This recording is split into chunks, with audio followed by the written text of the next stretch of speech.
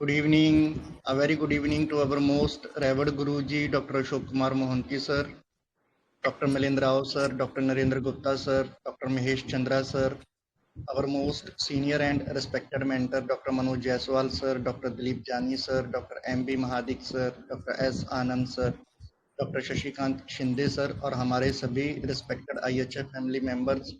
तो जैसा कि आप सभी को पता है, आज हमारे respected and senior mentor doctor Poonam Batra ma'am, जिनका बहुत लंबा एक्सपीरियंस है, वो आज हमारे आईएचएफ फैमिली ग्रुप में आज सेकंड सेशन लेने वाले हैं। ये आज उनका दूसरा वीसी है। उन्होंने तो बहुत छोटे लेकिन इंटरेस्टिंग केसेस प्रेजेंट किए हैं। तो सबसे पहले मैं हमारी आईएचएफ फैमिली की ओर से मैम का बहुत बहुत आभार प्रकट करता हूँ, उनका वेलकम करता हूँ। Welcome ma'am, a very good evening. Thank you, good evening. Over to you ma'am.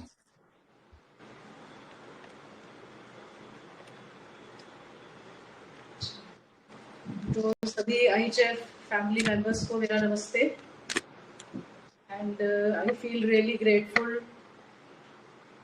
To this platform. Doctor Praveen Sharma जो है वो एक सबसे अच्छी बात है, ये खुद अपना ही नहीं चलाते, सबको मौका देते हैं आगे आने का। कल मैं सुन रही थी डॉक्टर आशु का केस, मैं उसमें अटेंड तो नहीं कर पाई उनका, लेकिन मैंने रिकॉर्डिंग सुनी, रात को भी सुनी और फिर सुबह भी उठ के सुनी। तब इट वॉज सो ब्यूटिफुल सुजा केस। और अभी थोड़े दिन पहले मोहम्मदी पटेल मैम का भी था, बड़ा अच्छा अमोनियम का आपका। तो मैं इस प्लेटफॉर्म से बहुत कुछ सीख रही हूँ। और वैसे भी होम्योपैथी जो है वो ऐसा वास्ट ओशन है कि इसके खजाने कभी ख़त्म नहीं होंगे और हमारा सीखना भी कभी ख़त्म नहीं हो सकता। तो जैसा मैंने केस डाला है, फर्स्ट केस है मेरा। केस मैं पढ़ दूँ एक बार? यस मैम, पढ़ दूँ? हाँ जी। तो ये लेडी जो है, इसके बारे में मैं बता देती हूँ।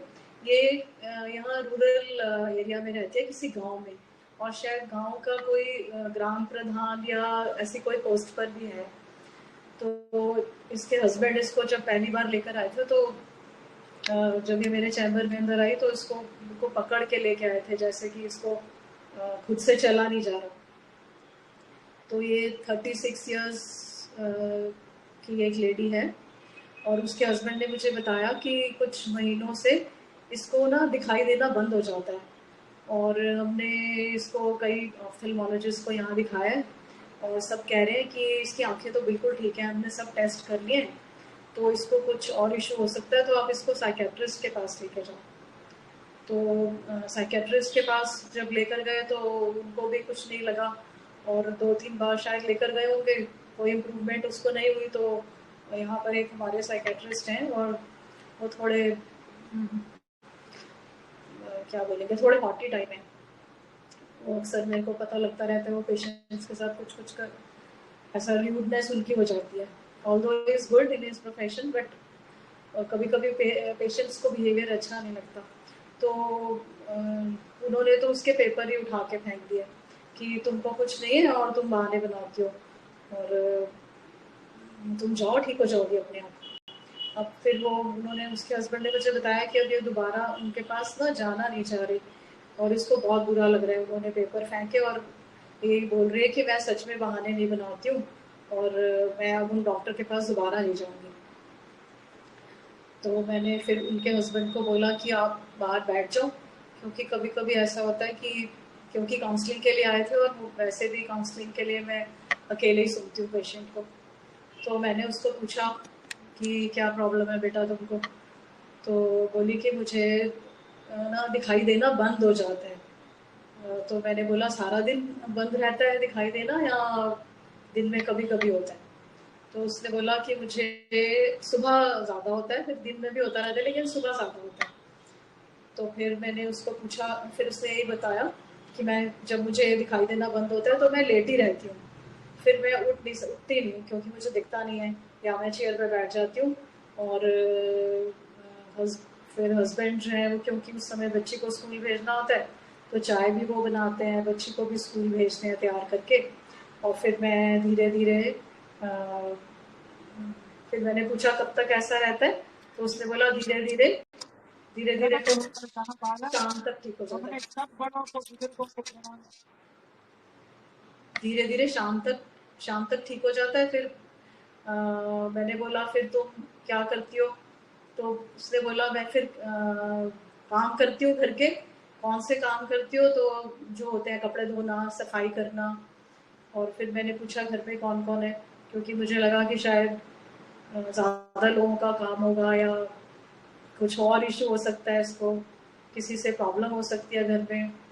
तो उसने बोला कि मेरी जॉइंट फैमिली है, देवरानी जेठानी, और जो जेठानी है वो इसकी सिस्टर भी है, और सास ससुर है घर में, और बड़ा परिवार है। तो मैंने पूछा कोई चिंता या फिक्र तुम्हें, कोई डर लगता है, तो उसने बोला हाँ मुझे ऊंचाई से डर लगता है और पानी से डर लगता है। सब लोग गंगा नहाने जाते हैं, मैं नहीं जाती हूँ, मुझे बहुत डर लगता है पानी से। फिर मैंने उसके हस्बैंड को अभी काउंसलिंग अभी इसकी शुरू नहीं की थी, अभी मैंने क्वेश्चंस पूछे। तो फिर मैंने उसके हस्बैंड को पूछा कि ये इसके बारे में मुझे और बताओ। तो उन्होंने बोला कि ये सुबह इसको ज़्यादा होता है, लेकिन हमने एक बात नोट किया कि कहीं फंक्शन में जाना होता है, आसपास मोहल्ले में कोई किसी के घर में कुछ त्योहार होता है या कोई फंक्शन होता है, तो तब तो ये चली जाती है। और अगर बाजार जाना होता है तो वहाँ भी ये चली जाती है, फिर तब तो ये कंप्लेंट नहीं करती है कि मुझे दिखाई नहीं दे रहा। तो ये केस था। तो आप लोग चाहते हैं कि मैं पहले काउंसलिंग प्रोसेस बताऊं मैंने क्या किया, या मैं सीधे रेमेडी बताऊं, या अभी आप पहले थोड़ा अपना इनपुट देंगे?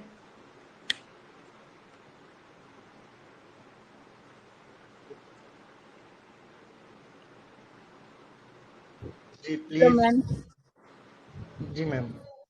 हाँ मैम, मुझे ऐसा लगता है कि काउंसलिंग प्रोसेस तो हमें आपसे सीखना पड़ेगा, हमें तो नहीं आएगा। लेकिन थोड़ा बहुत मैं जितना पेशेंट के बारे में हाँ, समझ पाई हूँ, ये केस जितना मतलब उससे मैं थोड़ा अपना रेमेडी पे तो नहीं आ पाई हूँ, मैं बता सकती हूँ बताइए। कि पेशेंट को है ना, अ, क्या बोलते हैं, बहुत ज्यादा कंफर्टेबल लाइफ चाहिए। मे बी वो जॉइंट फैमिली उसके लिए थोड़ा डिस्कम्फर्ट वाला है, इसके लिए वो उसके जो सिम्टम्स हैं वो मॉर्निंग में ज्यादा होते हैं, या वो जब बाहर चली जाती तो ठीक रहती है, तो वो थोड़ा फेंडिंग सिक वाला फील भी दिखा रही है। और उसकी बड़ी सिस्टर ही जेठानी है, तो मे बी वो या तो डोमिनेट ही करती होगी या उसको उससे ज्यादा प्यार चाहिए, इसके लिए वो ऐसा फेनिंग कर सकती है। तो मेरा एक थॉट पॉजिटिव की तरह लग रहा है, लेकिन मैं इससे ज्यादा नहीं बता पाऊंगी। Thank you ma'am. अच्छा ठीक है, और कोई कुछ बताना चाहता है?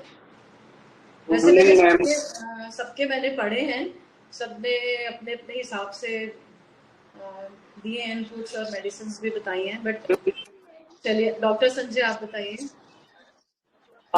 मैम, मुझे तो ये है कि ये काम ही नहीं करना।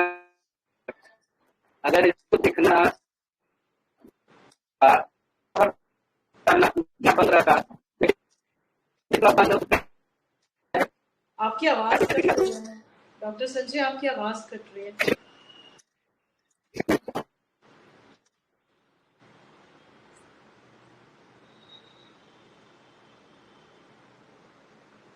आप लीव करके ज्वाइन कीजिए संजय सर। जी, तब तक कोई और मेंबर बताइए।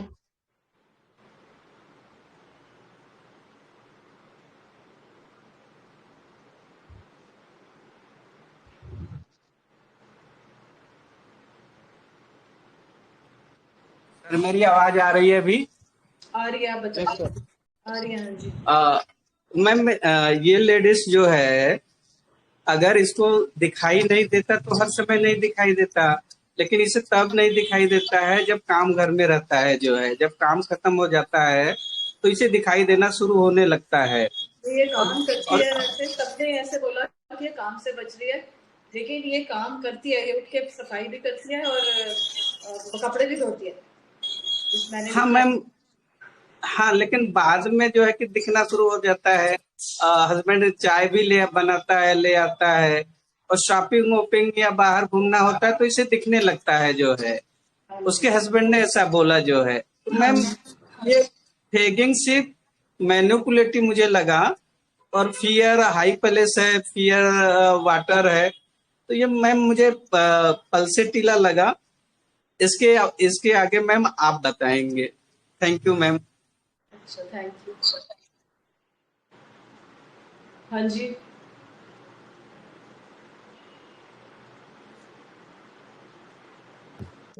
जी और बताइए।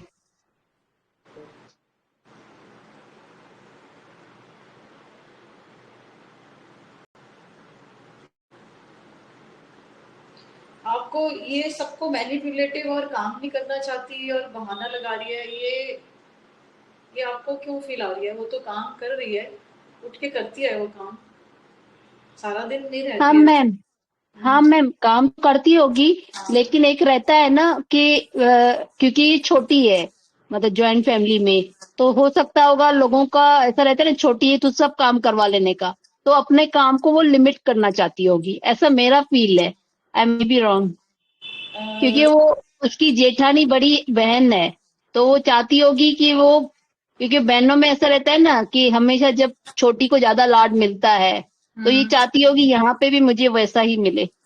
ये तो बेनिफिट उसको हो सकता है काम ना करने का, क्योंकि उसने शिकायत भी नहीं की।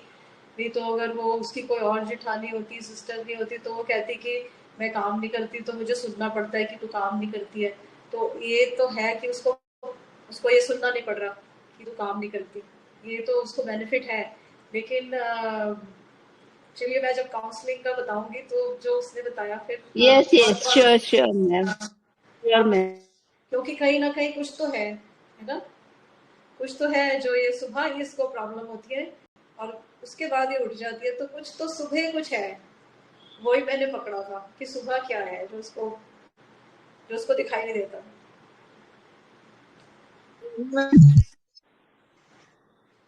हाँ जी, हेलो। हाँ मैम, ये काम करती है लेकिन ये काम का लोड नहीं लेना चाहती है।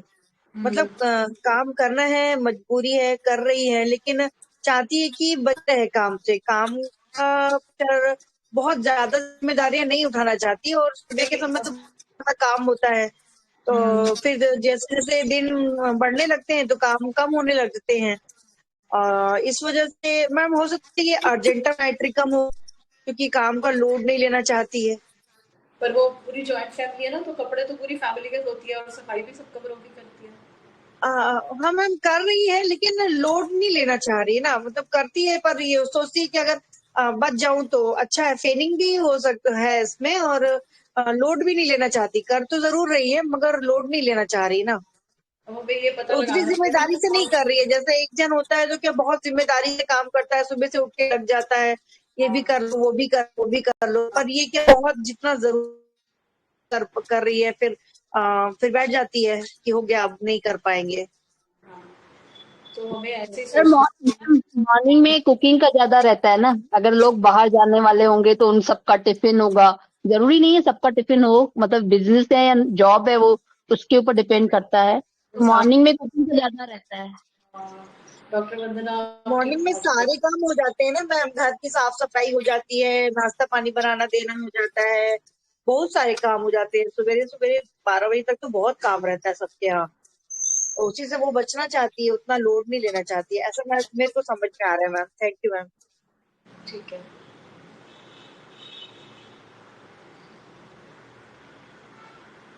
और कोई बोलेंगे? पे उठना नहीं चाहती होगी, वो छोटी है इसीलिए। और किसी को आदत रहती है ना कि लेट उठने की, मतलब कंफर्ट नहीं छोड़ना चाहती वो सुबह का। तो हमें उसकी वाली बात माननी चाहिए कि उसको दिखाई नहीं दे रहा,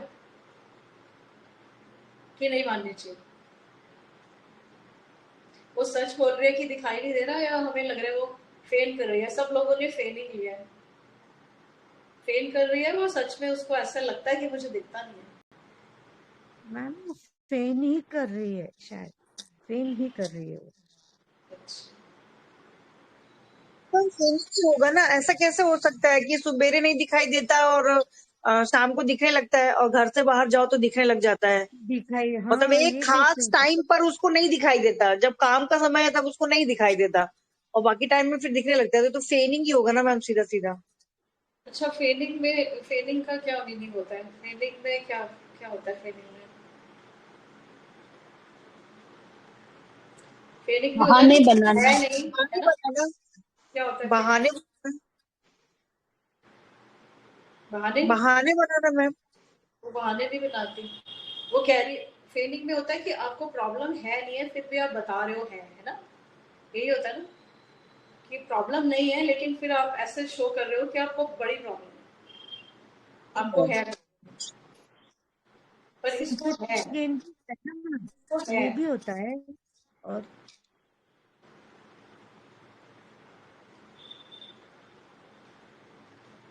इसको प्रॉब्लम है ना, इसको लग रहा है कि वो डॉक्टर ने भी मुझे नहीं समझा, पर्चे फेंक दिए, मुझे कोई समझ ही नहीं रहा, मेरे को सच में नहीं दिख रहा। तो ये ब्लाइंड हो जाती है क्या? क्या हो जाता है?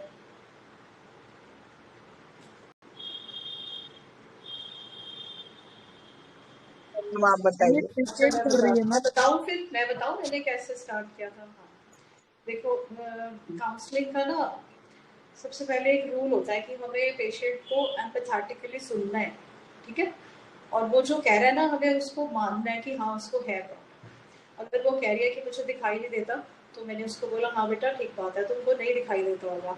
अच्छा, फिर वो ऐसे मेरे बोलने से फिर वो कंफर्टेबल हो गई मेरे साथ। अब उसको लगा कि मैं डॉक्टर पे ट्रस्ट कर सकती हूँ, अपने मन की सारी जो भी बात है मैं बता सकती हूँ, क्योंकि अभी तक सब डॉक्टर उसको कह रहे थे तुझे नहीं दिखता, तू झूठ बोल रही है। मैंने कहा हाँ बेटा बिल्कुल ठीक है, आपको बिल्कुल नहीं दिखता होगा। अच्छा, फिर मैंने कहा कि तुम जब सुबह लेटते हो, जब तुम्हें दिखाई नहीं देता, तो सुबह अरे कुल यही पड़वा रे तो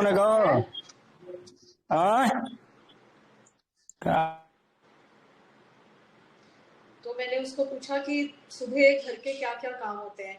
अभी डॉक्टर वंदना थोड़ा सा बिल्कुल पहुंच नहीं थी पास में। मैंने कहा सुबह क्या क्या काम करने होते हैं, तो बोली सुबह सबका खाना बनाना होता है। तो मुझे फिर ये लगा कि शायद इसको कुछ खाने से ही दिक्कत होगी। तो मैंने बोला अच्छा बेटा ऐसा होता है कभी कभी ना, जो हमको काम अच्छा नहीं लगता ना, फिर वो हमें ऐसे लगता है कि हम उसको कर नहीं पाएंगे, या हमें ऐसे लगता है कि हमें ये प्रॉब्लम हो रही है, चक्कर आ रहे हैं, या दिखाई नहीं दे रहा, या सुनाई नहीं दे रहा, या एनर्जी नहीं है। तो ऐसा कुछ है तुम्हारे साथ? तो बोली मैं मुझे ना सुबह मुझे खाना बनाना नहीं अच्छा लगता, मैं सुबह भी नहीं अच्छा लगता, शाम को भी नहीं अच्छा लगता, बाकी मैं सब काम कर लेती हूँ। मेरे को कपड़े धोने में भी कोई प्रॉब्लम नहीं है, मेरे को सफाई करने में भी नहीं है, बट लेकिन मुझे खाना बनाना अच्छा नहीं लगता। ऐसा नहीं है कि मतलब और लोग जो हैं वो, अगर ये जाएगी किचन में तो उसको हेल्प नहीं करेंगे, लेकिन इसको ये अच्छा नहीं लग रहा, तो इसको ये लगता है कि मुझे दिखाई नहीं दे रहा। तो मैंने कहा अच्छा ठीक बात है, और तुम्हें कपड़े धोना सफाई करना वो सब अच्छा लगता है? बोली हाँ वो तो ठीक है मुझे। और मैंने कहा मान लो तुम्हारी जॉइंट फैमिली है, और तुम्हारी जेठानी जो तुम्हारी सिस्टर भी है, वो कभी अपने कहीं जाती है कहीं रहने के लिए, तो घर को कौन खाना बनाता है? तो बोली उनकी बेटी बड़ी है ना, वो खाना बना लेती है। और मैंने कहा अगर वो भी नहीं होती तब? बोली तब फिर मुश्किल होती है मुझे बनाने में, और वैसे मैं कम बनाती हूँ। अच्छा, तो फिर अब हमारा जो काउंसलिंग में एम है, दो एम है। एक तो इसको इसकी जो विजन है, जो इसको लग रहा है कि मुझे नहीं दिखाई दे रहा, एक तो इसको इसका लगना ठीक होना चाहिए कि मुझे दिख रहा है। और दूसरा एम है कि ये जो सुबह उठे और जिस काम से इसको मुश्किल होती है जो काम करने में, वो काम ये आराम से कर पाए। तो ये दो एम मेरे दिमाग में थे। और काउंसलिंग में ज़्यादातर जो प्रॉब्लम होती है उसमें हम एम यही रखते हैं कि पेशेंट अपनी नॉर्मल रूटीन में आए, और उसके साथ रिलेटेड जो भी उसको प्रॉब्लम्स है वो उसकी कम है। तो मैंने उसको बोला कि तुम पूजा वगैरह करते हो कभी? तो बोली हाँ मैं पूजा करती हूँ। अभी मैंने डॉक्टर प्रवीण को वीडियो भेजा है, वो आप उसको सुनिएगा अभी। तो फिर मैंने उसको बोला कि बेटे तुम ना जब काम शुरू करोगे ना खाना बनाना किचन में, तो तुम ये सोचा करो कि मैं भगवान जी का प्रसाद बना रही हूँ। तो फिर तुम थकोगे नहीं और तुमसे खाना बनाया जाएगा, तो तुम धीरे धीरे बना लोगी। तो उसको ये वाली थोड़ी मेरी बात समझ में आई। और जब कोई नहीं होता या उसको ये लगता है, और फिर ये भी है कि मैं सुबह जब खाना बनाऊंगी तो फिर मैं बहुत थक जाऊंगी, जैसे सब लोगों ने थोड़ा सा पकड़ा, तो मैं बाकी काम नहीं कर पाऊंगी। तो उसको हमने बोला कि तुम खाना भी थोड़ा सा बनाओ, और बाकी किसी दिन सफाई, किसी दिन झाड़ू लगा लो, किसी दिन पोछा लगा लो, किसी दिन कहीं कोई रूम छोड़ दो, किसी दिन कोई काम कर लो, किसी दिन एक रूम की सफाई नहीं करो, तो किसी दिन कपड़े किसी के धो लो, ऐसे कर सकते हो? तो बोली हाँ मैं कर सकती हूँ। तो मैंने बोला अच्छा ठीक है, अब तुम ना अगले हफ्ते से ऐसी प्रैक्टिस करके देखना, कि फिर तुम देखना, अभी तो तुमको नहीं दिख रहा ना, फिर तुमको धीरे धीरे दिखाई देने लगेगा। तो उसको मेरी बात समझ में आई। तो वो जब नेक्स्ट वीक में आई थी तो फिर बोली कि मैम मुझे थोड़ा थोड़ा दिख रहा है। तो फर्स्ट टाइम तो बिल्कुल उसके हस्बैंड ने उसका हाथ पकड़ा हुआ था। तो सेकंड टाइम उसने बोला हाँ मुझे दिख रहा है। तो मैंने बोला काम किचन का? बोली वो थोड़ा सा करने लगे हो थोड़ा सा। और फिर नेक्स्ट उसके बाद जो भी फॉलोअप्स थे, वो फर्स्ट तो मैं उसका रिकॉर्ड नहीं कर पाई थी, लेकिन ये शायद थर्ड या फोर्थ फॉलोअप है। तो डॉक्टर प्रवीण आप दिखाएंगे? Yes ma'am. दिखा दीजिए।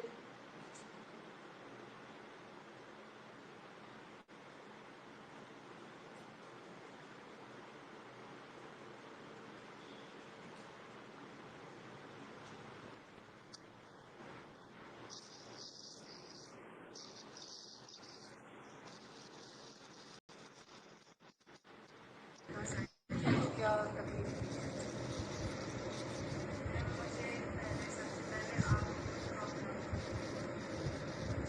क्या प्रॉब्लम?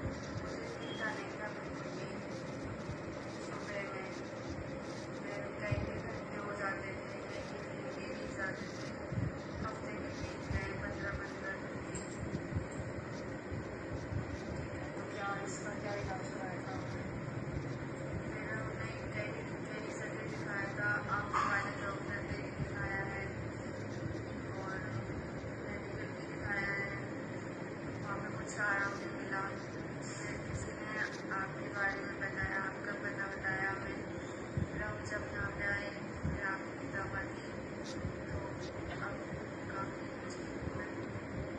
अब दिखाई देता है? और पीरियड की भी दिक्कत थी ना आपकी?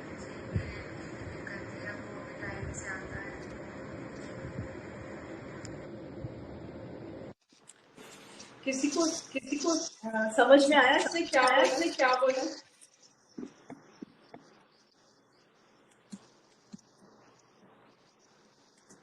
जी मैम, क्या बोल रहे थे आप? समझ में आया आपको क्या बोला इसने? थोड़ा मैम ऑडियो साउंड कम था क्लियर मैम। नहीं था मैम। हाँ ऑडियो अच्छे से थोड़ा नहीं कम समझ ही आया था। मैम।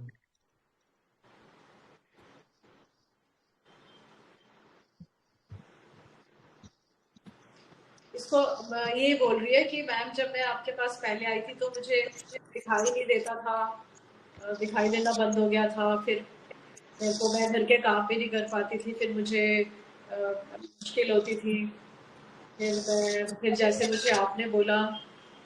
ये सेकंड वीडियो भी प्ले कर दीजिए एक साथ, सेकंड भी कर दीजिए फॉलोअप वाली।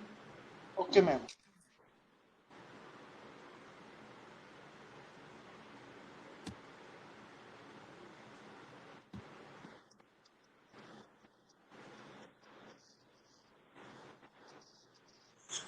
जब पहली बार आती है तो आपने मुझे बताया था आपको कुछ कुछ चीज़ों से थोड़ा दिमाग में परेशानी रहती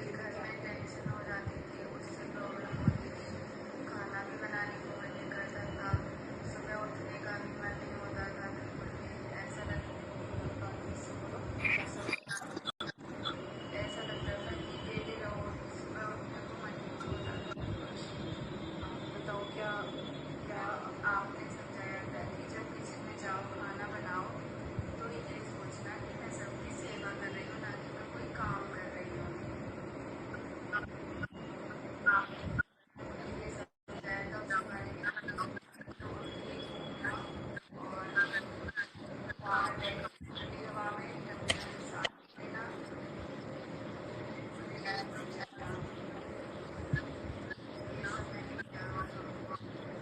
जी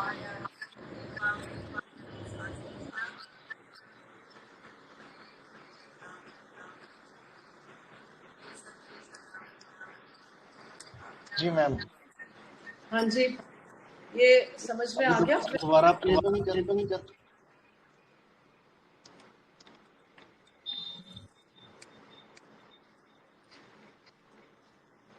ये इसको जो मैंने इसको समझाया था ना, इसने फिर उसको फॉलो किया कि मैं जब खाना बनाती हूँ तो मैं यही सोच के बनाती हूँ कि मैं भगवान जी का प्रसाद बना रही हूँ। तो फिर वो जो भगवान से अपने आप को जोड़ देते हैं तो फिर अपनी तकलीफें भी कम नजर आने लगती हैं।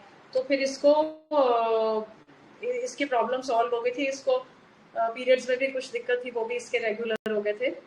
तो ये केस था। इसमें बड़े बड़े सिंपल से रूब्रिक्स बनाए थे। अब मैं बोलती जाती हूँ, आप बताओ, आपने इसको सबने इसको फेलिंग लिया इसको और मैनिपुलेटिव लिया, जबकि ये फेलिंग भी नहीं है और मैनिपुलेटिव भी नहीं है।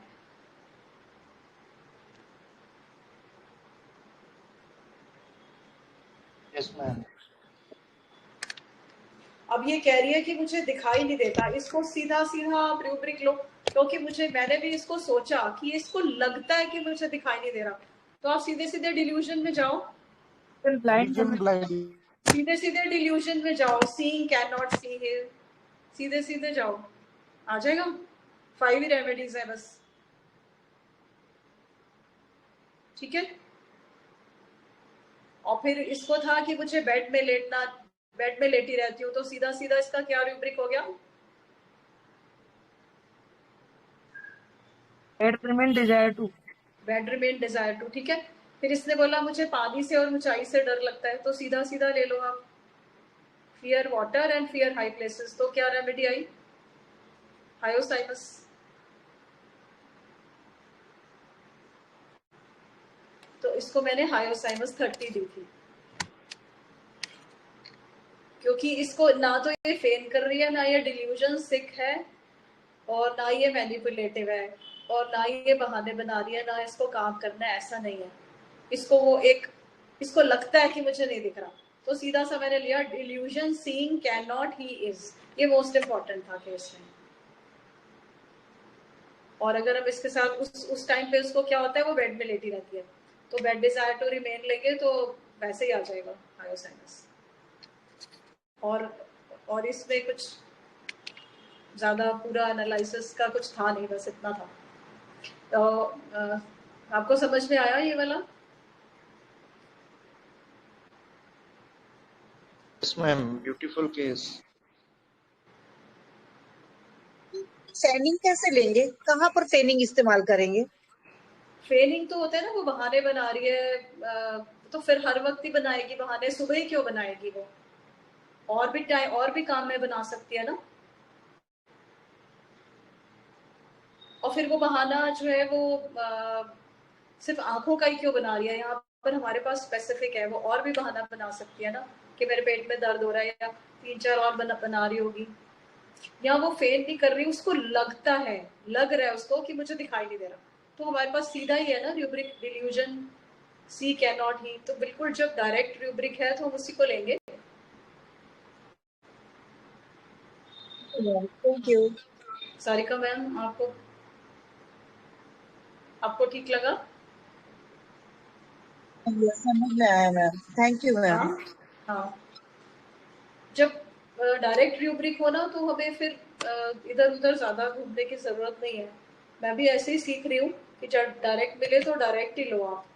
ये किसी ने भी नहीं बोला डिल्यूजन कैन नॉट सी। ये किसी को मुझे भी पहले फेनिंग लग रहा था, फिर मुझे लग रहा था ये प्रिटेंड कर रही है, वही फेनिंग वाला, या मुझे लग रहा था ये ब्लाइंडनेस है। पर मैंने जब इससे बात की तो मुझे लगा कि नहीं, ये इसको लगता है कि नहीं दिख रहा, इसको लगता है। क्योंकि फिर मैंने इसको पूछा कि तुम्हें लगता है नहीं दिख रहा ना? हाँ। फिर बोली फिर धीरे धीरे मुझे दिखने लगता है। तो इसका मतलब पहले लगता है कि पहले नहीं दिख रहा, फिर धीरे धीरे दिखने लग गया। तो ऐसे मैंने इसको समझा, और फिर काउंसलिंग से भी उसकी बहुत हेल्प हुई, क्योंकि उसको खाना बनाने का जो इंटरेस्ट नहीं आ रहा था ना, फिर उसको धीरे धीरे उसको लगा कि नहीं भैया भी मुझे करना है।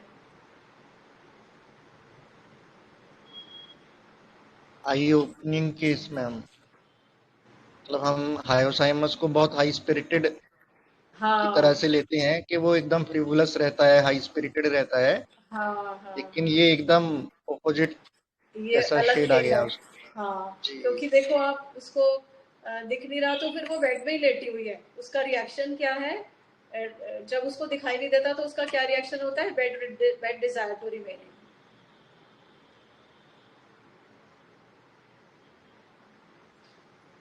तो मुझे भी ब्यूटीफुल केस मैम। हायोसाइनस देके मुझे भी बहुत अच्छा लगा कि होम्योपैथी ने उसकी हेल्प की, और वो उसके बाद भी कुछ कुछ और प्रॉब्लम्स के लिए आती रही, बट फिर उसको दिखता है हमेशा ठीक है। नेक्स्ट केस करें। इस केस के बारे में किसी को पूछना है? और सिंपल सा ही था। पानी का भी डर उसका बहुत प्रोमिनेंट था। उसने बोला कि मैं, सब लोग नहाने जाते हैं, मैं नहीं नहाती हूँ, घर के सब जाते हैं ना। तो उसको पानी का डर भी यस बहुत मैम। ऑब्वियस था, पानी का डर। तो मैंने सिंपल ही रूब्रिक्स लिए थे। जी मैम। सेकंड केस करें। Yes ma'am. हाँ जी। तो सेकंड केस तो मेरे बेटे का ही है अभी। ज़्यादा पुराना केस भी नहीं है, मे बी लास्ट मंथ का ही है, नॉट वेरी ओल्ड। तो लास्ट मंथ उसने, he stays in Delhi and he is lawyer by profession. तो वो 35 ईयर्स का है। उसने मुझे एक दिन कॉल किया कि ये मेरे नेक पे, मैं नोट कर रहा हूँ, ये मेरे ब्राउन स्पॉट्स हो गए हैं साइड में, और एक स्पॉट मेरे लेग पर है। और फिर वो बोला कि ये क्यों हो रहे हैं, बाल भी सफ़ेद हो रहे हैं मेरे, और ये ब्राउन स्पॉट्स कहीं बढ़ ना जाए, और मुझे फिर अच्छा नहीं लगेगा। क्यों है ये? अभी से बॉडी में डिजेनरेटिव चेंजेस तो नहीं हो रहे, क्योंकि बाल भी सफ़ेद हो रहे हैं, स्पॉट्स भी आ रहे हैं, और ये स्पॉट्स बड़े हो रहे हैं। फिर मैंने पूछा कि आर यू एंग्शियस, तुमको इसके बारे में सोच के चिंता तो नहीं हो रही? बोला नहीं नहीं, ऐसा कुछ नहीं है, चिंता नहीं हो रही। आपको तो मेरा पता ही है, मैं चिंता नहीं करता हेल्थ के बारे में ज़्यादा, लेकिन मेरे को ये लग रहा है कि मैं इसके लिए क्या करूँ, इसको समझूँ ये क्यों हो रहे हैं, एक्सप्लोर करूँ इसके बारे में, इसका रीज़न पता करूँ, और फिर इनको ठीक करूँ, और फिर मैं तो सब अच्छे तरह खा पी के इसको ठीक कर लूँगा। माई सन इज़ वेरी हेल्थ कॉन्शियस, तो अपनी डाइट और अपनी एक्सरसाइज और बॉडी के लिए ना इज़ वेरी केयरफुल। तो फिर उसने खुद ही बोला कि हेल्थ को लेके मुझे कोई नेगेटिव फीलिंग नहीं आती, मैं तो इसको सब अच्छा खा पी के ठीक कर ही लूँगा। तो ये केस था। आप कुछ लोग बोलिए। जी बताइए प्लीज। एंजाइटी डार्क ले सकते हैं या ग्रोपिंग डार्क ले सकते हैं? दोनों में तो थोड़ा कंफ्यूजन है। हाँ, आप इस यहीं पे आप ठीक कर लो इसको। एंग्जाइटी तो नहीं है उसको ना, उसने खुद ही बोला मुझे एंग्जाइटी नहीं है, तो आप ग्रोपिंग ले लो, ठीक है। ओके। हाँ ग्रोपिंग ठीक है हाँ आपका, हाँ ग्रोपिंग ठीक है, क्योंकि वो ढूंढ रहा है हाँ ना ये क्यों हो रहा है। हाँ हाँ।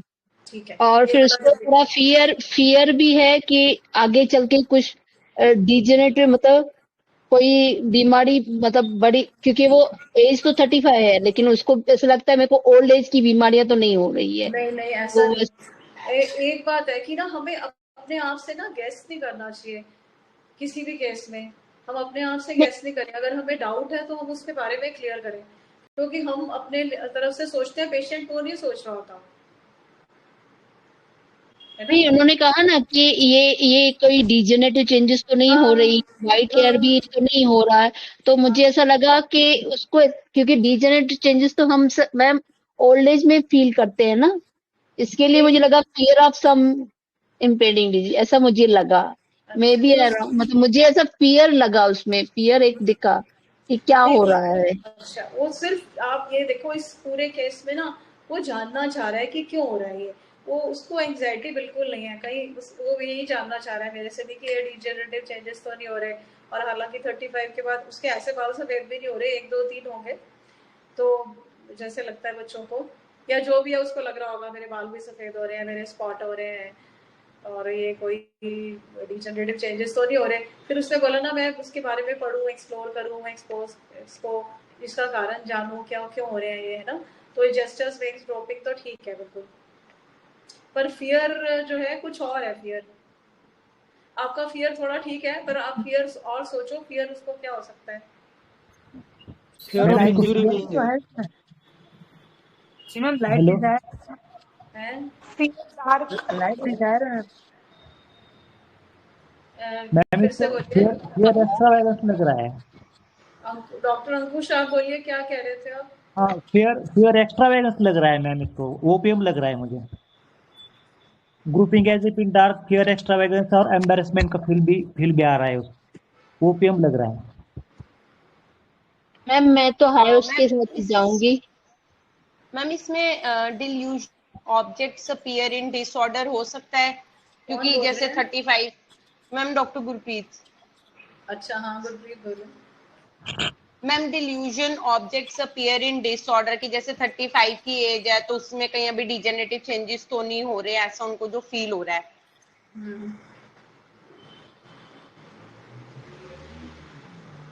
और आपकी remedy? Good evening ma'am. Opium लग रही है, हैं? ओपीएम की तरफ ही लग रहा है मुझे भी केस अच्छा। तो। अच्छा जी जी।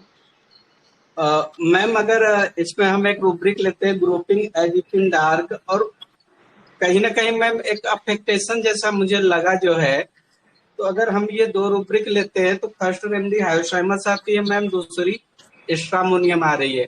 तो कहीं ना कहीं मुझे जो है कि हायोसाइमस की तरफ ज्यादा दिख रहा है, और इसकी डीडी स्ट्रामोनियम से हम ले सकते हैं, क्योंकि वो लाइट भी चाहते हैं कि क्यों हो रहा है, क्यों हो रहा है। Thank you ma'am. हाँ जी, आपका डॉक्टर संजय, आपने बहुत अच्छा एनालिसिस करा है।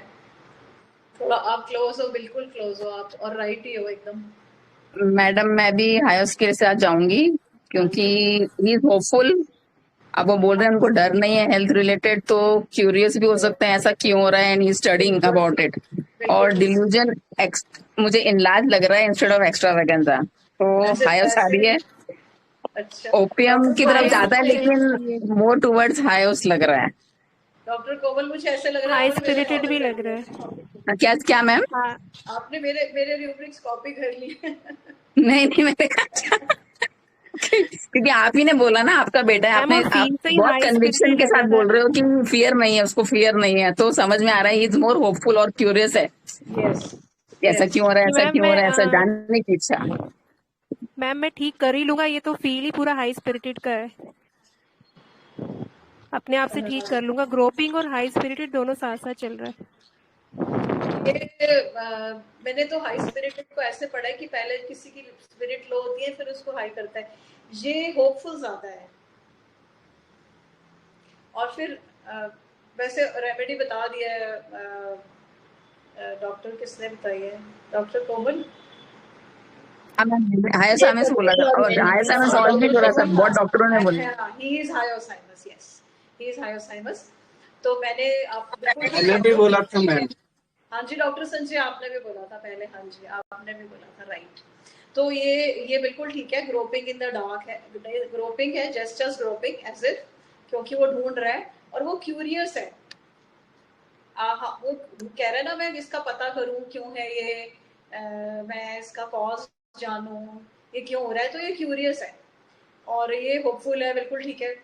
और ये डिल्यूजन एनलार्ज्ड भी आपने बोला ना डॉक्टर कोमल, ये भी ठीक है। और ना मैंने थोड़ा, हाँ जी डॉक्टर कोमल, आप कुछ कह रहे हो?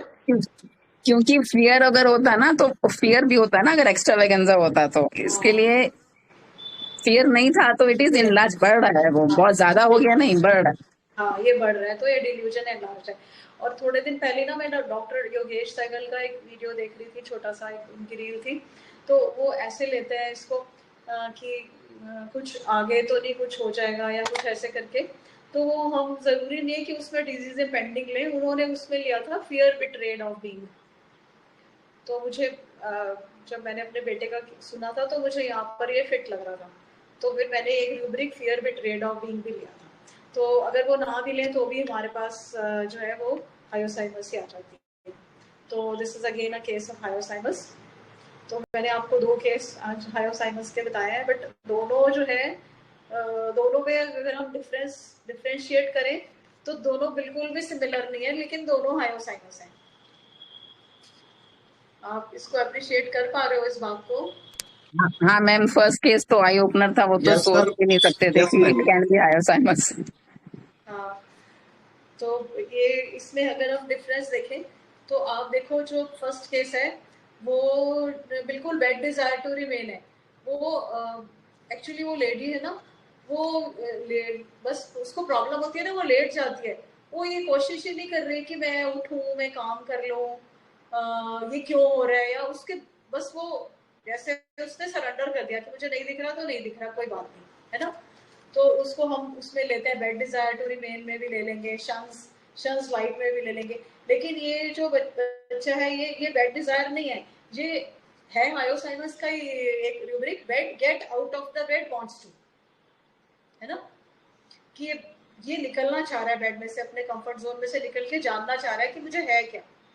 तो ये दोनों बेड में आएंगे, लेकिन कितने हैं हायोसाइनस के, लेकिन कितने कंट्रास्ट रूब्रिक्स आएंगे, बेड डिजायर और bed get out of the bed wants to. और फिर एक वो जो है वो शंस लाइट, वो तो चाह ही नहीं रही, बेड में ही रहना चाह रही है, कुछ उसको लाइट मिले वो भी नहीं लेना चाह रही, ना किसी को बता रही है कि मेरा खाना बनाने का मन नहीं करता इसलिए मैं उठती नहीं हूँ, कुछ भी नहीं जानना चाह रही।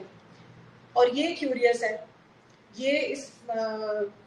ये जानना चाह रहा है कि मेरे को क्यों हो रहा है। और एक रूब्रिक है हायोसाइनस का बड़ा अच्छा, कंप्लेनिंग ऑफ इमेजिनरी इंजरीज, उसमें सिर्फ हायोसाइनस सिंगल रेमेडी है। तो अगर हम उसको भी देखें, उसको जो उसको लग रहा है कि मुझे दिखाई नहीं दे रहा, तो उसकी वो इमेजिनरी प्रॉब्लम है, उसको सिर्फ इमेजिन कर रही है, वो डिल्यूजन में भी आ जाएगा तो इमेजिनरी भी आ जाएगा उसमें। और फेनिंग अगर हम लेंगे, फेनिंग नहीं है ये तो। और एक ये है कि ये जो बच्चा है, ये मेरा बेटा जो है, ये क्यूरियस भी है and he wants to fight, wants to, मतलब ये बोला कि मैं कुछ भी करके उसको ठीक कर लूंगा। लाइक एक रूब्रिक है बड़ा अच्छा, मैंने जब रेट्रो में अभी स्टडी किया तो, कि मैं उससे लड़ूंगा, इसको समझूंगा ये है क्या प्रॉब्लम, तो फाइट वांट्स टू, मैं इस प्रॉब्लम से इसको ठीक कर लूंगा। मतलब फाइटिंग में होता है ना कि हम फाइट करते हैं किसी चीज के लिए, स्ट्रगल करते हैं, हम फिर उसको विन कर लेते हैं। जैसे हम कहते हैं हम अपनी बीमारी से फाइट कर रहे हैं, वो उसको इतनी बीमारी है कि वो अपनी बीमारी से फाइट कर रहा है, या उसने अपनी बीमारी से फाइट करके उसने वो ठीक हो गया, उसने फाइट करी तो ये यहाँ पर फाइट वांट्स टू एक रूब्रिक है इसमें। और अगर हम ये जो हायोसाइनस है, इसमें डिल्यूजन्स और हेल्यूसिनेशंस तो होते ही हैं। एक डिल्यूजन कैन नॉट सी और डिल्यूजन कैन नॉट हियर भी एक रूब्रिक है इसके अंदर हायोसाइनस में। और एक ये है आइडियाज, डेफिशिएंसी ऑफ आइडियाज। इस लेडी को बिल्कुल आइडियाज ये नहीं आ रहे कि मेरे को प्रॉब्लम हो रही है तो मैं क्या करूँ, ये सब रिलेटेड है। और मैंने रेट्रो में स्टडी किया तो मुझे मिले, इसलिए मैं शेयर कर रही हूँ आपके साथ कि आइडियाज, डेफिशिएंसी ऑफ आइडियाज, पड़ी हुई है, लेटी है, सोच ही नहीं रही कि कुछ करूँ, अपने को ठीक कर लूँ। और लोदिंग वर्क, अच्छा आइडियाज इसका ऑपोजिट जो है वो आइडियाज अबंडेंट है, वो भी हायोसाइनस है। आइडियाज अबंडेंट कि वो सोच रहा है, अपने आइडियाज लगा रहा है, और तरह तरह के उसके विचार आ रहे हैं मन में कि ये रीजन हो सकता है, ये रीजन हो सकता है, ठीक है ना। और एक है लोदिंग वर्क, हायोसाइनस में दोनों ही है, लोदिंग वर्क, उसको लोदिंग हो रही है काम से, उसको बोझ लग रहा है सुबह खाना बनाना। और ये मेरा बेटा जो है वो बहुत इंडस्ट्रियस है, ये इज वेरी हार्ड वर्किंग, इसकी अपनी लॉ फर्म है तो आई नो हिम। और फियर इसमें जो है वो फियर्स हैं दोनों में, इसमें फियर ऑफ वाटर लाइट है और इसमें फियर ऑफ बीइंग बिट्रेड है। और mental power increased, he is thinking of many things, my son, he mental power increased. और यहाँ पर क्या है, डलनेस, स्लीपीनेस विद, वो इतनी डल है बस उसका मन करता है ना, like the way she doesn't want to do any work and she wants to be in the bed, वो सुबह सोती है या लेटी रहती है, तो एक रूब्रिक है डलनेस, स्लीपीनेस विद। तो ये मैंने कुछ दोनों केसेस में मैंने कंट्रास्ट रूब्रिक्स निकालने की कोशिश की। आप लोगों को इसमें क्या लग रहा है, कुछ समझ में आया? हाँ, बहुत सारी रेमेडी है जिनके बाइपोलर रूब्रिक्स रहते हैं। जैसे पल्सिटिना जितनी सेल्फिश है उतनी सेल्फलेस भी है, ऐसे बहुत सारी रेमेडीज है जो बाइपोलर में रहती है, तो हायोस भी उसमें से एक है। तो मैंने स्पेशली ये दो केसेस में डिफरेंशिएट किया है कि बिल्कुल एकदम क्लियर हो जाए हमें। और बिल्कुल, और जब हम सिमिलर केसेस देखें तो गूगली था मैम, फर्स्ट केस गूगली था। हाँ फर्स्ट केस गुगली था, googly first case eye opener. अच्छा पर लकीली मैं ये 2022 का केस है तो शुरू में थे, बट क्लासिकल वे में भी हम इसको निकाल सकते हैं, उसमें भी निकल जाएगा। बट वो तब शायद मैं बेड डिजायर टू रिमेन नहीं लेती, डिल्यूजन तो मैं तब ले सकती थी, और फियर ऑफ वाटर और फियर ऑफ हाइट वो तो था ही। तो मैंने शायद फर्स्ट निकाल ली थी उसकी रेमेडी। तो मुझे इन दोनों केसेस में बहुत अच्छा लगा। मैंने दोनों अपने बेटे के भी वो स्पॉट्स भेज दिए हैं, उसकी पिक्चर भेजी है, वो आपने देख ली होगी। तो दिस इज वेरी सरप्राइजिंग कि उसके आज भी मैंने उसको दोबारा कॉल करके पूछा था, तो ही वाज सेइंग कि मैक्सिमम 15 डेज में 4-5 दिन बाद तो धीरे धीरे वो फेड आउट होने शुरू हो गए थे, और 15 डेज में वो बिल्कुल ही डिसअपियर हो गए। तो इतनी फास्ट रिकवरी या क्योर होम्योपैथी के सिवाय हो नहीं सकता। एलोपैथी में भी वो क्या देंगे इसके लिए, ऐसे ब्राउन स्पॉट्स के लिए एलोपैथी में क्या देते होंगे मुझे मालूम नहीं है। मैम लोकल पोटेंसी डोसेस कैसे दिए? वो हाइपर पिगमेंटेशन के नाम पे कुछ लोकल एप्लीकेशन के लिए कुछ दे देते होंगे, तो है तो hyperpigmentation, but thanks to homeopathy and thanks to this mind technique कि वो शायद मैं क्लासिकल से तो नहीं निकाल पाती उसको,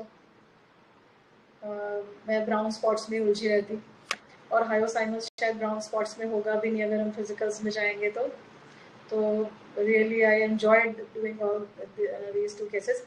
अब एक और हायोसाइनस का केस है, मैंने आज डाला नहीं है, वो थर्ड एक्सट्रीम है। ये दोनों तो अदरवाइज हमें हायोसाइनस के बारे में क्या पता है, हम बेलाडोना, स्ट्रेमोनियम, हायोसाइनस है ना, ऐसे 3 को सोच के चलते हैं ना। तो मेरा वो केस ठीक होने वाला है, तो मैं फिर नेक्स्ट वीसी में देखूंगी, पर मैंने आपको बता ही दिया। बट वो हायोसाइनस का वो बिल्कुल इंसैनिटी वाला केस है, वो बच्चा जैसे अजीब सी हरकतें कर रहा है, and he is very much better. वो उसको बहुत साइकेट्रिस्ट को दिखा कर आए, बट अब ही इज़ क्वाइट गुड। अभी उसकी वीडियो डाल दूंगी मैं इस सेशन के बाद, आप वीडियो से देखना, एक आपको थर्ड फील आएगी हायोसाइनस की, कि ये 3 बिल्कुल, एक डल है, एक क्यूरियस है, और एक बिल्कुल इंसेन। तो 3 different shades of hyoscyamus you will be able to see today. अभी मैं इसी के बाद एक डाल दूंगी वो। हमें फुल जर्नी मिल जाएगी, फुल जर्नी मिल जाएगी आयोस में। रियली मैं उसको डालना चाह रही थी आज, पर मैं वेट कर रही थी। आज भी वो अपनी मदर के साथ आया था, उसकी मदर को कुछ लेना था, मेडिसिन लेनी थी मेरे से, तो वो he is very much better. वो खुद भी कह रहे थे कि ये बहुत ठीक है, पर आप अगर उसको कंपेयर करोगे वो कैसा था और कैसा हो गया, मैं दोनों वीडियोस डालूंगी, और केस मैंने आपको बता ही दिया है। तो बिल्कुल 3 अलग शेड्स मिलेंगे हमें देखने को, एक बिल्कुल डल, एक क्यूरियस, और एक बिल्कुल इंसेन। किसी को thank you ma'am, ma'am thank potency you very बता मच। दीजिए प्लीज। पोटेंसी मैंने अपने बेटे को तो 30 दी थी, और उसको मैंने, वो जो लेडी है उसको मैंने 30 से स्टार्ट किया था, फिर शायद मैंने उसको 200 एक बार रिपीट की होगी, बस ज़्यादा नहीं, प्लेसिबो पे थी। और अपने बेटे को तो मैंने उसने 2 डोज ली थी, एक दिन रात को ली और एक नेक्स्ट डे रात को ली, बस ओनली 2 डेज।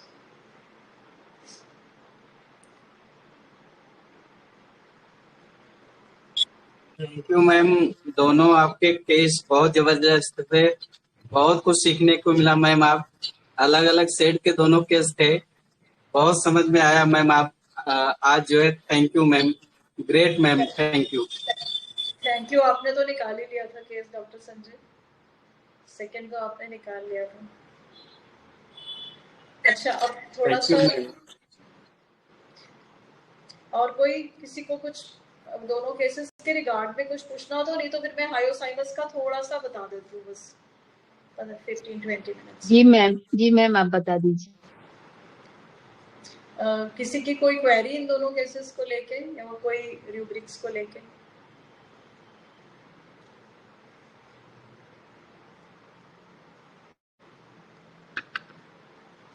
मैंने ये सीखा है माइंड टेक्निक में कि हमें ना कोई भी किसी भी रेमेडी की ना कोई फिक्स पिक्चर नहीं बनानी चाहिए मन में, क्योंकि एक हायोसाइनस को जब मैंने अभी केस प्रेजेंट करने से पहले मैंने आज सुबह या कल मैं इसको स्टडी कर रही थी रेट्रो में इन दोनों केसेस को, और मैं वो डॉक्टर योगेश सहगल का एक माइंड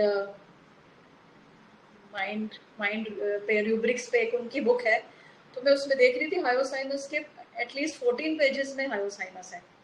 तो एक केस में हमें सारे नहीं मिलेंगे, और हम एक पर्टिकुलर केस लेके या हम ये सोचें कि ये हायोसाइनस ऐसे ही होगा, बिल्कुल ऐसा नहीं है।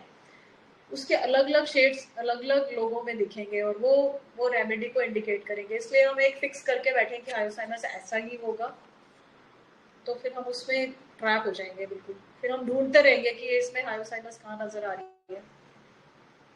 तो पहले हम केस को समझ लें, फिर रूब्रिक्स बनाएं, फिर देखें कि ये रेमेडी क्या आ रही है, फिर उसको उसके हिसाब से स्टडी करें। वैसे मैं आप लोगों से सीख रही हूँ बहुत कुछ।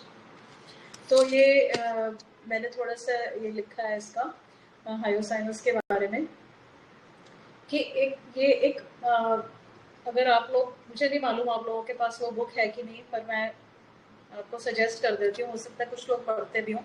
एक फिलिप बेले की बुक है होम्योपैथिक फिलॉसफी, है किसी के पास? हाँ जी है मैम। हाँ, तो वो बहुत अच्छी बुक है। उसमें ना बड़ा सब रेमेडीज के माइंड को बहुत अच्छे से एलैबोरेट करके और डिस्क्राइब किया गया है। तो उसमें आज ही पढ़ रही थी मैं, और मुझे बिल्कुल ये वो लेडी में एकदम फिट लग रहा था कि उसमें लिखा है कि अटैक्स, एक उनके पास एक केस था स्निफलिंग का, तो उन्होंने बताया कि attacks of sniffling which she said occurred when her energies were blocked at specific time of the day। तो इस लेडी की भी जो एनर्जीज थी ना, वो सुबह ही ब्लॉक हो जाती थी। उसकी सुबह उसको एनर्जीज क्यों ब्लॉक हो गई, उसको लग रहा है कि मुझे खाना बनाना है, तो उसकी सोचने से उसकी एनर्जी सैप हो गई, ब्लॉक हो गई। तो ये हिस्टेरिकल सिम्टम है, तो हम इसको हिस्टेरिकल में ज्यादा सोच सकते हैं। इसको हम फेनिंग की जगह हम इसको हिस्टीरिया में ले सकते हैं, ठीक है। फिर पैरानॉय तो है, सस्पिशियस हमें मालूम ही है, फियर ऑफ बीइंग बिट्रेड है, और ये है शेमलेस। ये दोनों केसेस से रिलेटेड नहीं है जो मैं पढ़ रही हूँ, पर मैंने फिलिप बेले मुझे अच्छा लगा पढ़ने में सुबह, तो मैं उसको ही शेयर कर रही हूँ आपके साथ। तो शेमलेसनेस इसके अंदर बहुत ज़्यादा है, और पेशेंट जो होता है वो ओपनली अपने सेक्सुअल लाइफ के बारे में डिस्कस कर लेगा डॉक्टर के पास आके। और एक एक्सट्रीम केस होता है एग्जिबिशनिज्म। उसमें क्या होता है कि अपने प्राइवेट पार्ट्स को एक्सपोज करके दिखाना। तो इसमें hyoscyamus is the only remedy, and this is very adverse state और बहुत ही पैथोलॉजिकल स्टेट ऑफ माइंड है ये। और ये जो साइकोपैथ्स होते हैं, सेक्सुअल साइकोपैथ्स होते हैं, ज़्यादातर वो ये लोग पब्लिक प्लेसेस में ऐसे करते हैं।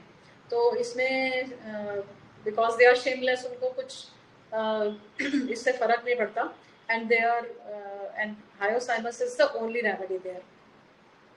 और लेसीडियसनेस है इसमें, और इंसैनिटी, इरोटिक, एंड उसमें क्या होता है कि वो, जैसे हमने पढ़ा है नेकेड वांट्स टू बी, कि वो अपने कपड़े बार बार हटाएगा, अपने बॉडी पार्ट्स को एक्सपोज करेगा, अपने प्राइवेट पार्ट्स को एक्सपोज करेगा।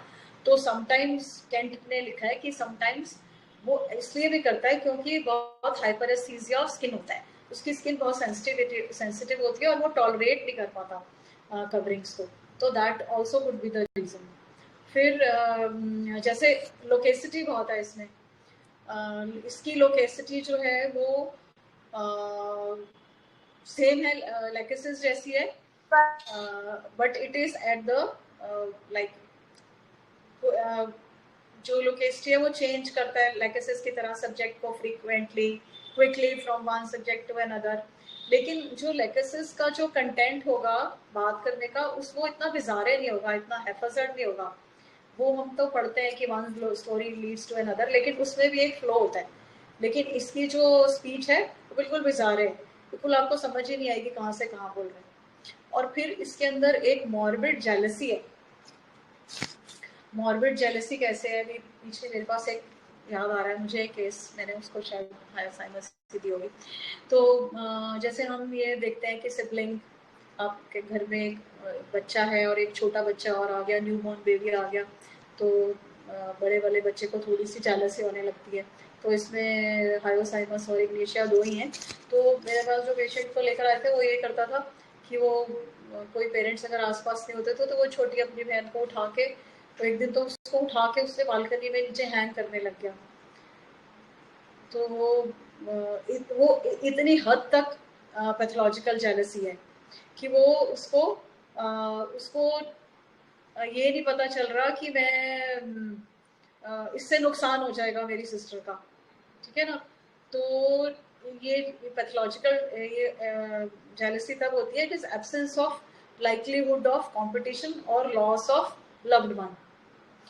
तो उसको कोई कंपटीशन का सेंस वहाँ नहीं है कि इससे मुझे कंपटीशन करना है या नहीं करना है, या हो सकता है मन में आ रहा है कि प्यार करते हैं, लेकिन उसको अपनी सिस्टर से कोई कंपटीशन नहीं है, लेकिन उसको ये भी डर नहीं है कि मेरी सिस्टर को कुछ हो जाएगा या उसकी डेथ हो जाएगी।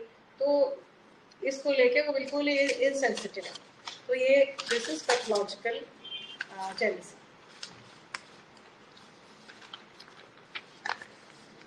और इसमें फिर जेलसी में क्या होता है, wants to strike और हिट।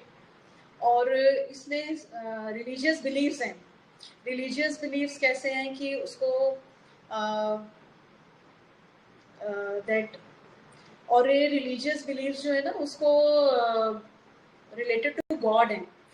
जैसे मेरे पास, मुझे याद आ रहा है क्योंकि मैं काउंसलिंग में हूँ, तो इस तरह के केसेस मेरे पास आते हैं। कुछ लोग आके बताते हैं कि हमें बहुत गंदे गंदे से थॉट्स आते हैं, हमें अच्छा नहीं लगता, इन थॉट्स से हम बहुत ज़्यादा परेशान हो जाते हैं। तो कुछ लोग ऐसे शेयर कर रहे हैं, और ये हायोसाइमस में भी है, कि ईश्वर को लेके गंदे थॉट्स आते हैं। लाइक कि ईश्वर की भगवान जी की फ़ोटो है सामने, और उसमें अगर पॉटी कर रहे हैं या ऐसे डिस्चार्जेस की बात करते हैं, या जो है वो ऐसे फील होता है उनको इरोटिसिटी कि गॉड जो है वो मास्टरबेट कर रहे हैं, और they are having sex with the god. तो इस तरह के ऑब्सिनिटी वाले उनको थॉट्स आते हैं, ऑब्सीन थॉट्स। और अगर हम प्लैटिना का साथ कंपेयर करेंगे, तो जो प्लैटिना है उसमें भी ये vision of ecstatic erotic visions of God होते हैं। और लेकिन उसमें उसको ये वाली सेक्सुअल वाली फीलिंग नहीं होती, एक एक्सटैटिक लव फील होता है कि वो गॉड की ब्राइड है, ऐसे करके उसको फील ये हो सकता है। लेकिन उसको ये नहीं होता कि मैं I am having sex with God, या एक उससे सेक्सुअल अट्रैक्शन वाली फीलिंग नहीं होती। तो यहाँ पर प्लैटिना से थोड़ा सा डिफरेंट है।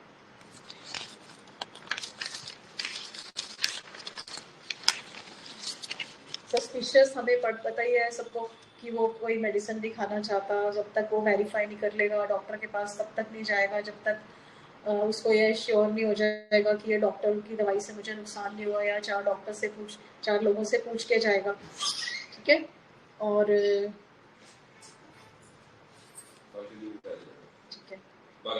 ठीक है। और एक इसमें है busy delirium. This is very important, मैंने आज ही पढ़ा इसके बारे में, मुझे पहले मालूम नहीं था।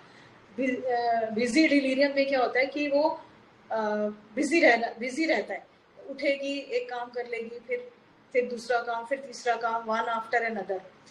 तो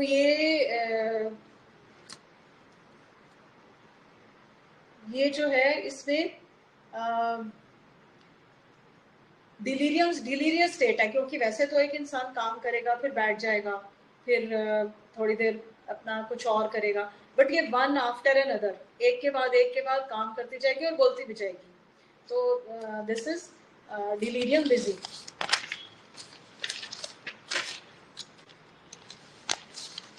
और ये जैसे फियर ऑफ वाटर है, तो फियर ऑफ वाटर जो है वो स्ट्रेमोनियम में भी है, लेकिन स्ट्रेमोनियम में फियर ऑफ लिक्विड्स है। कोई भी चीज़ जो लिक्विड और शाइनिंग होगी, तो जैसे स्ट्रेमोनियम में मालूम है ना, वो फियर ऑफ शाइनिंग ऑब्जेक्ट्स है। तो नॉट ओनली वाटर, उसमें फिर एक पूरा ही फियर होगा फ्लूइड्स को, लिक्विड्स को लेके। और यहाँ पर कुछ लैकेसिस और हायोसाइनस क्योंकि साथ साथ चलती हैं, तो थोड़ा सा आप बोलो तो डिफरेंशिएट करें थोड़ा सा लैकेसिस और हायोसाइनस को। Yes sir, yes ma'am. हाँ, तो जैसे दोनों ही लोकेशियस हैं, दोनों ही सस्पिशियस हैं, ठीक है ना, और दोनों में डिलीरियस स्टेट भी हो सकती है।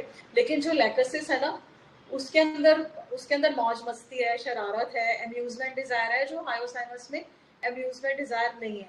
और जो हायोसाइनस है वो शंस लाइट है या बेड डिजायर टू रिमेन है, लेकिन लैकेसिस जो है वो wants to get out of the bed. और लैकेसिस जो है वो उसके साथ रहने में सबको मजा आएगा क्योंकि उसकी कंपनी में सब लोग एंजॉय करेंगे। वो ऐसा क्यों होता है? क्योंकि वो सब पे ट्रस्ट कर लेता है और ट्रस्ट करके फ्रेंड्स बना लेता है सबको। हालांकि सस्पिशियस वो भी है, लेकिन उसका सस्पिशियस और तरह का है। और ये क्या होता है, इसको फियर ऑफ बीइंग बिट्रेड होता है। हायोसाइनस अपने अलावा कभी किसी पे भरोसा नहीं करेगा, अपने कंफर्ट जोन में से बाहर नहीं निकलेगा, इसीलिए वो बेड डिजायर टू रिमेन है कि कहीं उसको इंजरी ना हो जाए, सबसे एश्योरेंस लेता रहेगा, ठीक है। और वो डिल्यूजन, इसीलिए उसमें लैकेसिस में है ना डिल्यूजन चार्म्ड। वो किसी से अगर चार्म्ड हो जाएगा तो वो फिर वो कहेगा कि जैसे डॉक्टर साहब मैं तो हमेशा आपसे ही ठीक होता हूँ, मैं तो कहीं और जाता ही नहीं, अगर आप बाहर भी हो तो ठीक है, मैं आपकी वेट करूँगा, जब आप आ जाओगे मैं तभी आऊँगा, और लोगों को भी भेजता रहेगा। तो वो चार्म्ड है। तो यहाँ पर तो ये चार्म्ड है।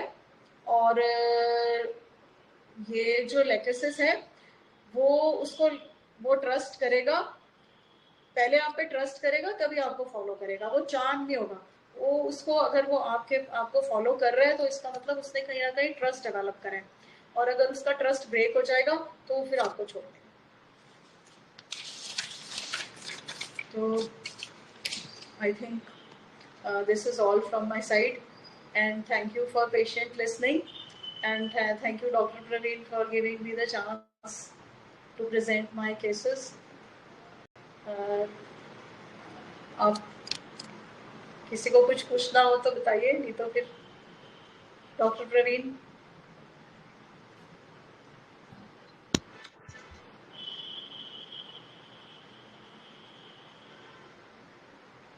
जी प्लीज बोलिए, अगर किसी का कोई क्वेरी है या कुछ और मैम से आप पूछना चाहते हैं।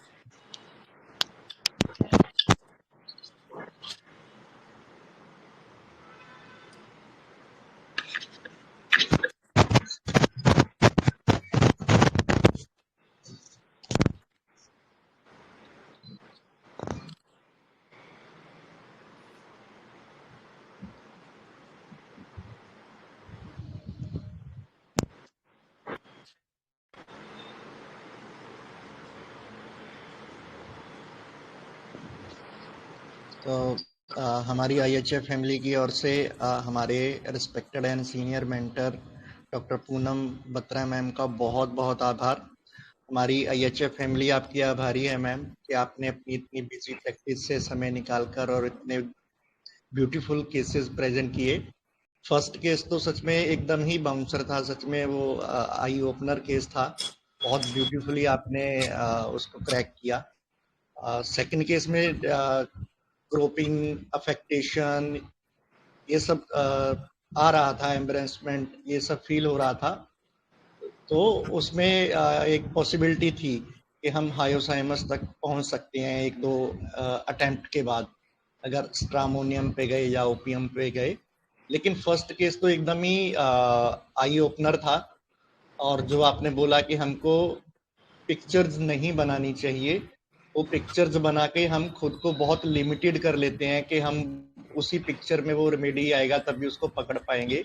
एक्चुअली ये जो जर्नी है, ये या एक ह्यूमन बीइंग की एवोल्यूशन है, ये बहुत बड़ा कैनवस रहता है, उसमें बहुत सारी चीजें रोल प्ले करती हैं। उसका IPR कैसा है, वो सोसाइटी में से कहाँ से उठकर आ रहा है, तो इसमें ढेर सारी चीजें होती हैं। और उसकी लाइफ में क्या क्या सरकमस्टांसेस आए हैं, कैसे कैसे सब चीजें डेवलप हुई हैं, तो उसके हिसाब से वो किसी भी फैसेट में हमारे पास, किसी भी फेज में हमारे पास आ सकता है। तो यही हनीमैन सर ने बोला था कि हमको अनप्रेजुडाइज फिजिशियन बनना है। तो ये आज के जो केस है मैम ने, और दोनों को बहुत ब्यूटीफुली मैम ने कॉन्ट्रास्ट करके दिखाया कि एक हायोसाइमस कैसा है और दूसरा हायोसाइमस कैसा है। तो हमारी IHF फैमिली की ओर से deep gratitude to our respected and senior mentor doctor Poonam Batra ma'am. Thank you ma'am, thank you so much.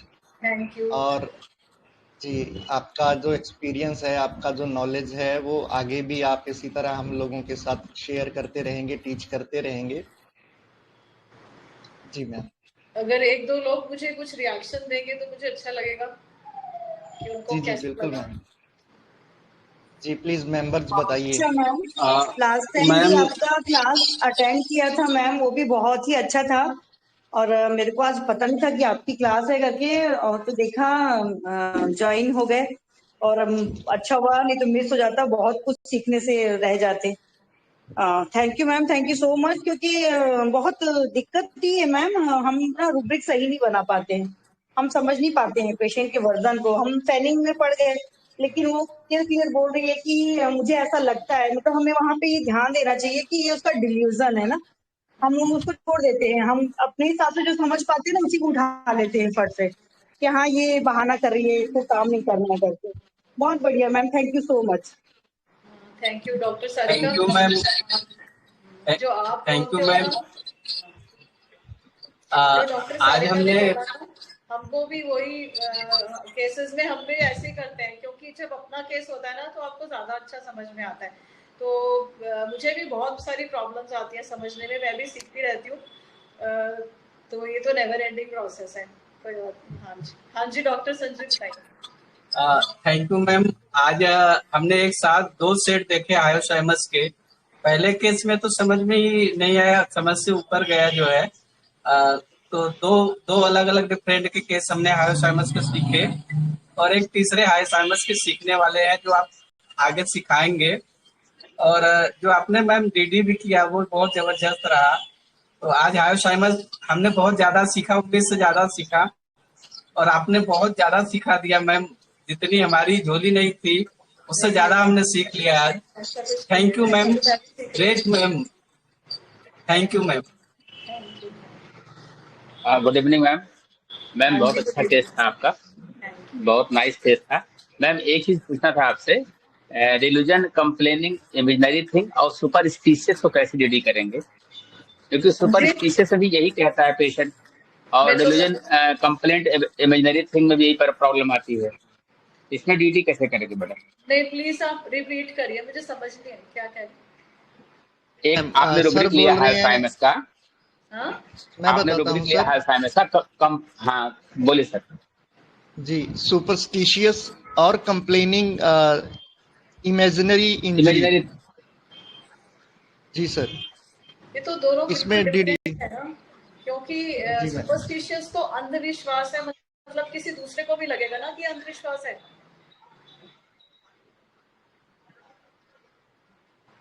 Superstitious तो बिल्कुल एक अलग आ जाएगा कि जिस पे विश्वास नहीं करना उस पे आप विश्वास कर रहे हो। और इमेजिनरी अगर इस केस में देखेंगे तो सुनी सुनाई बातों पे विश्वास करना, सुनी सुनाई बातों पे विश्वास करना ही हम लोग लेते हैं सुपरस्टिशियस में।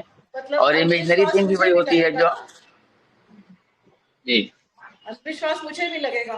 जैसे अगर कोई कहे कि मैं बिल्ली रास्ता काट गई, हम तो जाएंगे नहीं, तो ये अंधविश्वास हो गया कि अगर हम जब तक 5 बार ये नहीं कर लेंगे, तो अगर हम 5 बार जल नहीं चढ़ाएंगे, तो अंधविश्वास का मतलब है वो विश्वास जिसका कोई आधार नहीं है, जिसका कोई लॉजिक नहीं है ना।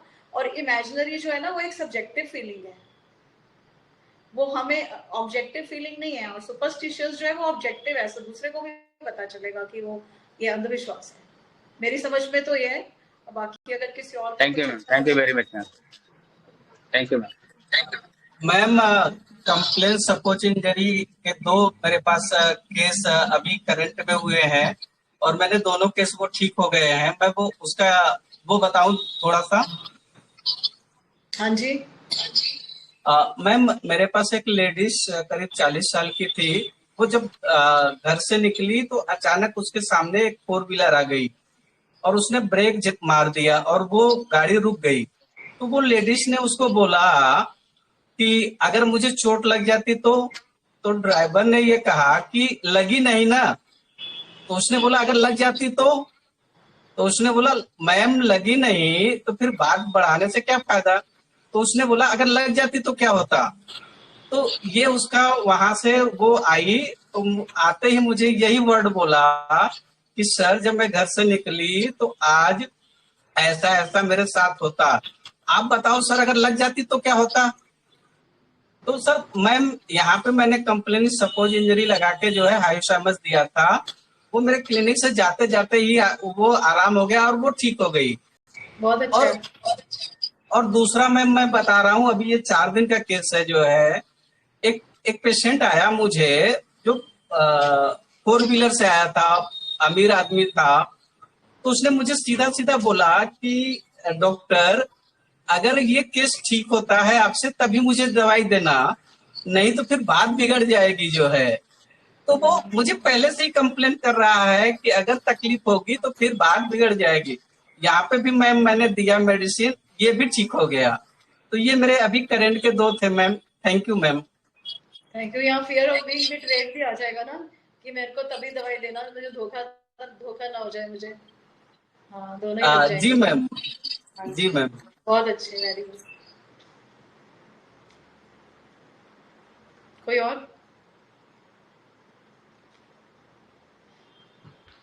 जी थैंक यू संजय सर, बहुत बढ़िया ब्यूटीफुल केसेस आपने शेयर किए और सर का ये डाउट क्लियर हो गया होगा। Thank you sir. जी जी, और कोई बताइए, किसी का और कोई क्वेरी है?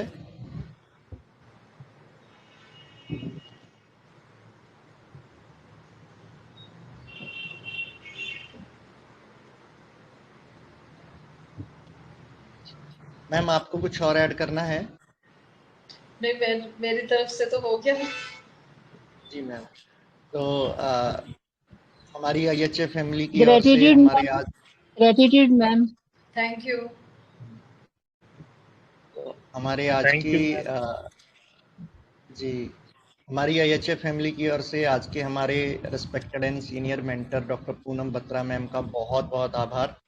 आज की शानदार VC के लिए बहुत ही प्यारे केसेस थे और एकदम कंट्रास्ट में दोनों थे। तो एक अलग अलग फैसेट हमको सीखने को मिले कि हायोसाइमस ऐसा भी हो सकता है। सच फर्स्ट केस तो मेरे लिए भी आई ओपनिंग था, क्योंकि मैं उस तरह का हायोसाइमस को लेके कभी भी सोचता समझता नहीं हूँ। मेरे लिए एकदम डिफरेंट रहता है हायोसाइमस, जैसे मेरे पास केसेस हैं, मेरे पास उसका एक्सपीरियंस है। और उसके बाद जिस तरह से क्वेरीज को एड्रेस करने के लिए हमारे मेंटर्स उसके बाद फिर से मतलब समय देने के लिए रेडी रहते हैं और इतना खुले दिल से वो रेडी रहते हैं कि जो भी वो अपनी तरफ से शेयर कर सकते हैं वो सब करते हैं। तो हमारी IHF फैमिली सच में बहुत भाग्यशाली है कि हमारे पास ऐसे मेंटर्स हैं। तो ये जो जर्नी है ऐसे ही आगे बढ़ती रहे और एकदम सुंदर सुंदर इसमें मोड़ आते रहें और हम ग्रो करते रहें, आगे बढ़ते रहें। इसी आशा के साथ हम आज की इस VC को यहीं पर विराम देते हैं। आप सभी से मुलाकात होगी नेक्स्ट VC में। Thank you so much. Thank you very much. सबको नमस्ते। Thank you. Thank you all the thank you sir. Thank you ma'am. Thank you sir. Thank you ma'am.